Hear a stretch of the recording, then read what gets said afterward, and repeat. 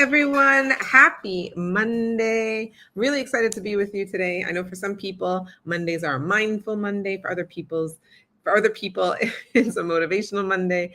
And if you're with me here on the Other Side podcast, then you know that Mondays are for us here on the Other Side podcast. So go ahead and put a 1 in the comments if this is your first time. I want to shout out all of my first timers. Hello, how are you? Excited to be here with you. If this is not your first time, if this is your second, third, fourth, fifth, sixth time being with us here on the Other Side podcast, please go ahead and put a 2 in the comments. That way I can shout you out. Welcome back. Super excited to have you. My name is Janelle Villiers, and I am your host. And what we talk about here on the Other Side podcast are all things related to creating your own book. So aspiring authors unite. And everything that has to do with mental health, to be honest. Those are my 2 great loves, specifically talking about shame-based thinking as it relates to your mental health. And so that is what you can expect to find here. And so I'm excited today to talk to you about a specific topic that came up, and I was like, ooh, this is good. We need to talk about this. What do you do when people in your life doubt your goals to be an author? What do you do? I know I also had some people in my life who doubted me when I was about to write my book. So for those of you who don't know, my first book is I Slept with a Married Man. Am I Still a Good Person? And that is all about the shame-based thinking that I was referring to earlier. And I had a lot of people in my life, family members, friends, who told me you shouldn't write this book. It's going to ruin your career. It's going to just be a ton of negative things for you. It's not going to be good, etc. So I get that. If there are people in your life who are telling you, oh no, you're going to go write again. Yeah. Like you're ever going to become an author, right? Like, oh, you're not going to spend time with the kids because you're going to go write. Okay. Like when are you ever going to become an author already? You know, like if you have people in your life who are saying those things to you or rolling their eyes whenever you talk about, writing your book, believe me, I have been there. I completely understand and I can completely relate. So I'm going to give you guys some tips, some tools, some things that you can use. If this is you, if this is happening in your life, I want to make sure that you have some structure or some things that you can do to put in place to help you, get that book out there and prove them all wrong. All right. So if you're ready for that, go ahead and put I'm ready in the chat. Awesome. Okay. So first I want to talk about how to protect your creative spirit from these dream killers. Number 1, you want to have a select group of people who you're sharing your dreams with, right? Let's just be honest. You just can't share your dreams with everyone. Now I understand when this is a spouse and these are people in your family, it's hard not to tell them, but I would recommend just trying to keep it limited, especially if you see that like there are some people who are just trying to kill that dream. Create like an inner circle of these like trusted individuals. And you want to save the vulnerable creative discussions for those who have earned the right to be in your creative circle, your creative inner circle. And then the second thing you want to do is you want to protect boundaries, essentially establish boundaries and then protect them. So you want to develop specific phrases that could redirect negative conversations, maybe practice changing the subject when discussions turn to be negative, and then set clear time limits for interactions with these known dream killers. So if you're wondering like, oh, some phrases, like what on earth? Janelle, please share some phrases. Yes, I have some examples. I know you guys always love examples. So when it's just kind of like a casual dismissal and someone's like, oh yeah, that book thing that you're writing again, sure. Right. Or they're just like, oh, right. Yeah, your book. So anyway, when you're ready, right. And there's some sort of casual dismissal. You can say, you know what, thanks for your thoughts. I'm actually feeling really good about this project, right? And just say like, actually, I'm feeling good about it. Almost like stand up for yourself. You can say something like, I appreciate your concern, but I've done my research and I'm committed to this path. Yeah, especially for those of you that are doing a lot of research on a particular area for your book, just to make it come alive and be more real and authentic. I know I did a lot of research. I had to do a lot of research on shame-based thinking when it came to my first book. And then another thing that you can say is, well, that's one perspective. And I've decided to focus on the process rather than the outcome for now. And I think people can really respect that, like, okay, especially when you respect their perspective, but you're like, I've just decided to focus on something else. So let's say you want to, let's say you're getting like direct discouragement, like, yeah, no, like me, this is going to ruin you. What are you doing? You're wasting your time. You're wasting money, valuable resources. You could be spending that with me, your significant other. You could be spending that with the kids or whatever it is, right? If you're getting direct discouragement, you can say something like, I understand being cautious, but this is something I need to pursue regardless of the odds. If you say something like that with commitment, the other person will hear you and be like, oh, wow, this is a real serious goal of theirs, Sometimes people just need to know how serious you are so that way they can back you. If they think like, oh, this is just on a whim, they may not take it seriously. So saying something else like, writing brings me joy. So even if it never becomes my career, it's still worth doing. Again, just like holding your ground, setting your boundary, like, no, this is something that I want to do for me. Another thing that you can say to direct discouragement is, I respect your opinion, but I've made my decision to follow this dream. Yeah, you've made the decision. You're committed. This is what you're going to do. Heck yeah, stand up for that. And then let's say you want to like change the subject, right? You're just like, I can't even bother. Like, I keep getting the same, feedback from this person. Let's just change the subject. So if somebody says something and you want to change the subject, it could sound like something like, okay, that's food for thought. Hey, did I tell you about, and just like change it to another positive topic. It could be something like, I'll keep that in mind. By the way, what's new with you lately? Right? Change this up, put it on them. You could also say something like, interesting point. Actually, I've been meaning to ask you about, and then completely change the topic, right? And then if you need to like set clear boundaries, so if it's not about sticking up for yourself and your own dream that you have, if you need to set boundaries, you could say something like, I prefer to keep the details of my writing journey private for now, right? Don't ask me about this. I already know that you're going to come with some negative energy. So I just prefer to keep those details private right now.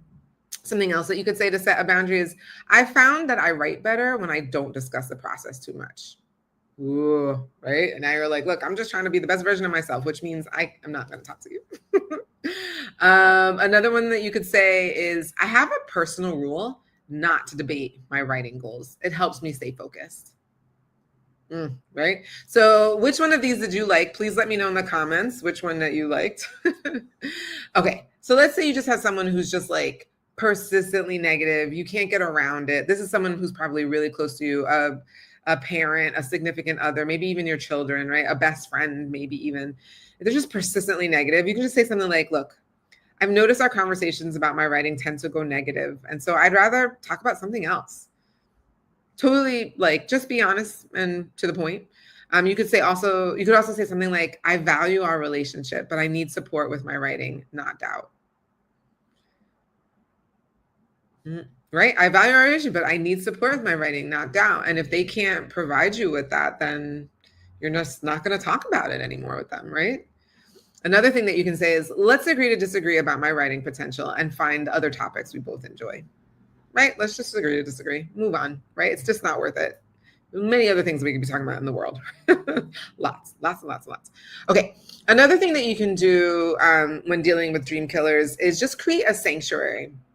Build a physical space where your writing is sacred. Create rituals that signal to your brain, like, okay, I'm entering this like protective creative mode that I'm going to like get into. And then surround yourself with visual reminders of why you're writing.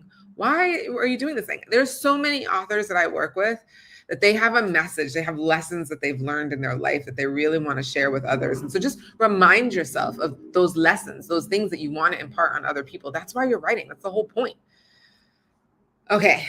So what are some things that you can do to shift your mindset? And then when you shift your mindset, it basically turns those doubters into motivation. So the one thing that I really love is this proof of collection system. So you document every small writing achievement, create a dedicated wins folder for positive feedback, and then review this regularly.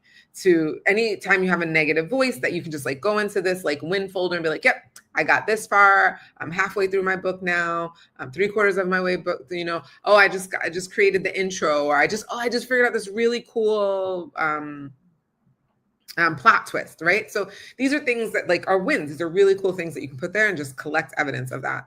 The other thing you can do is essentially reverse psychology, and then so just kind of use the doubt as a direct challenge to fuel your determination. And so anytime someone's like, you can't, just turn that to yourself internally. Just say, well, I will, whatever the goal is, right? Oh, well, you can't write a book. You can't also like be an author and spend time with your family. You can't, but whatever, fill in the blank. It's like, well, actually, I will be a successful author and spend time with my family and be able to like impact lots of people all over the world. Right? And then I would visualize the satisfaction of proving the skeptics wrong. There's something really satisfying about you knowing that you proved all these people wrong, right?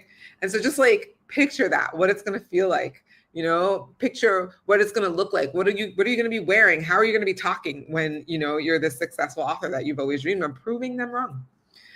And then the other thing that you can do is you can use a selective listening framework. So basically just train yourself to filter criticism for actionable feedback. So if there's something that you can actually take action on, then okay, take that feedback. But you want to distinguish between constructive input and then the like silly toxic negativity.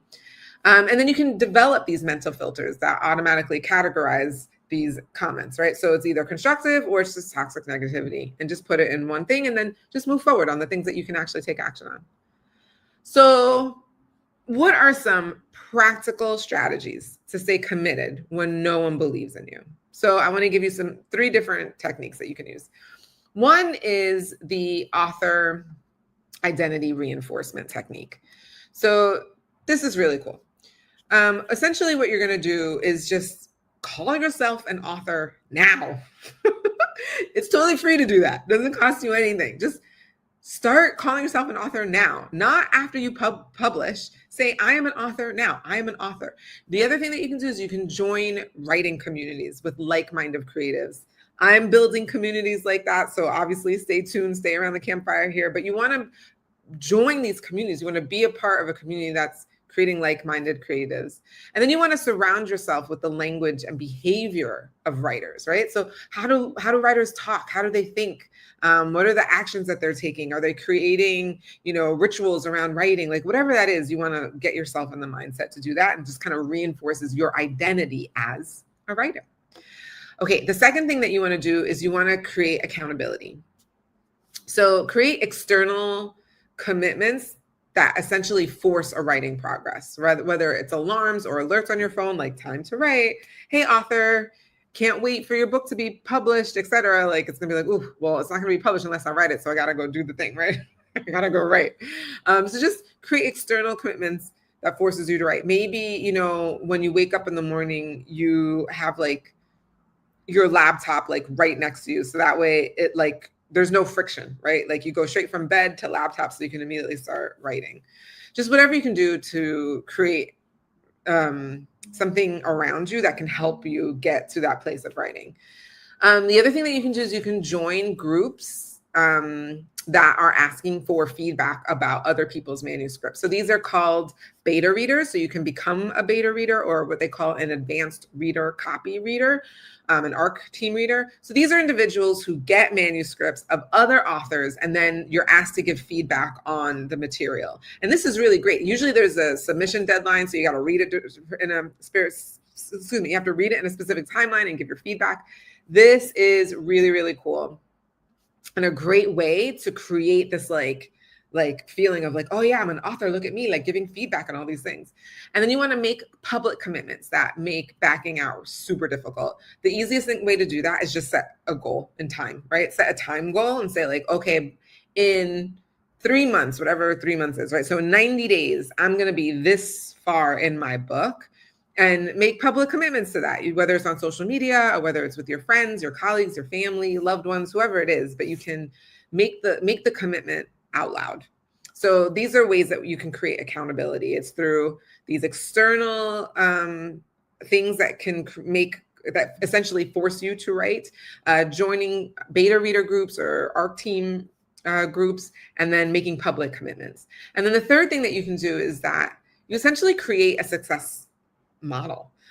Study the journey of other authors who face similar doubt. Me, I'm one of them. Find mentors, even if it's just through books or podcasts. Hi, again, me. And create a visual roadmap of others who've overcome similar obstacles and what they did.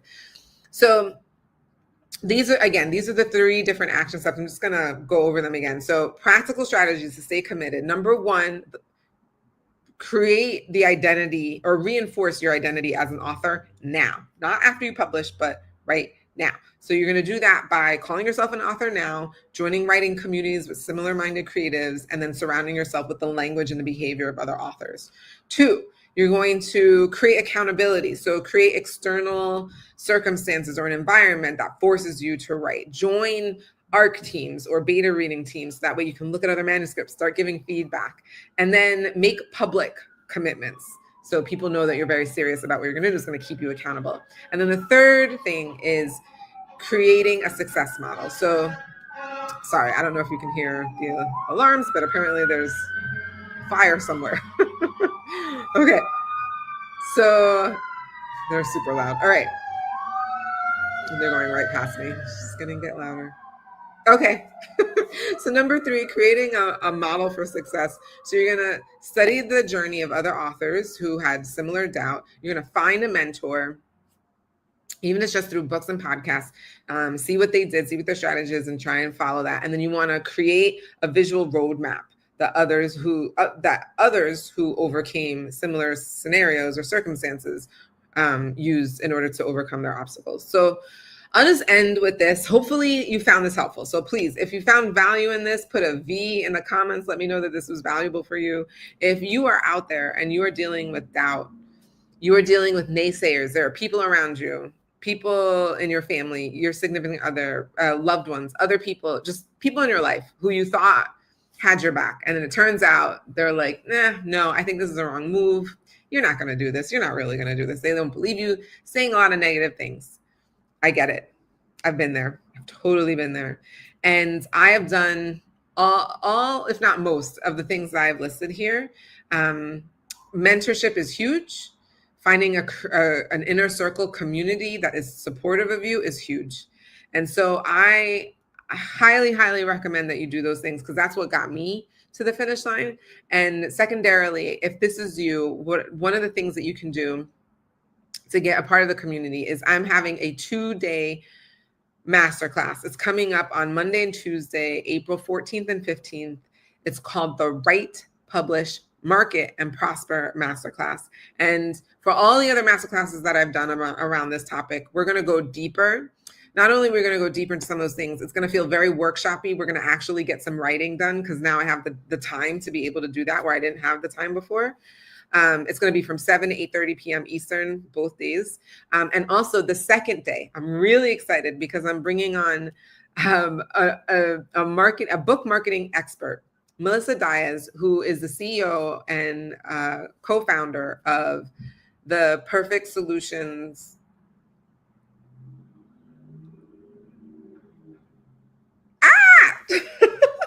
No, I just said the wrong thing. Melissa Diaz is the CEO of Your Missing Piece Solutions. And I'm really excited because we're going to be able to partner with Missing Piece Solutions Your Missing Piece Solutions to be able to give you guys the roadmap that you need to market your books. That way your book can be purchased long after the launch date. So I'm really excited that Melissa is going to be coming on, and she's going to be sharing with you guys on day 2. So make sure you attend not just day 1, but you also attend day 2. So that way you can get all of the really great knowledge, the really great feedback and tidbits. I mean, if you're thinking, I need to write my book, finally, I just need to finally write the book in 2025 and publish it in 2025, this is the masterclass for you. This is what you need to attend. I'll make sure to have all of that information in the description, so that way you can click on the link and register from the description, but you don't want to miss it. All right, guys, that is my time. That is it. I hope to see you on the masterclass coming up. Until then, have a great night.